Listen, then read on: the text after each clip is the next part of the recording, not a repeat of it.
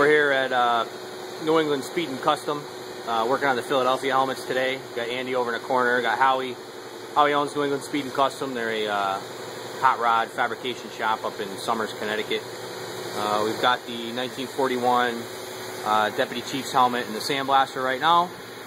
Stripping and removing all the old paint so we can refit the parts and do some metal work on it.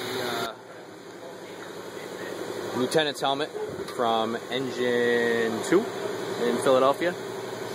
That one's up next for the sandblaster. We've got that stripped down. We've got the parts. We've got all the parts measured out, the replacement parts for it.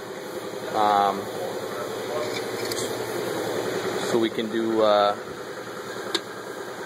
the install. Doesn't look so pretty right now, but give it a little while and we'll be good to go. Thanks to Steve Burnell, the Ragtops parts collector, for finding everything sandblasted down. We got the High Eagle ready to be dismounted, new Eagle put on. Black helmet's done.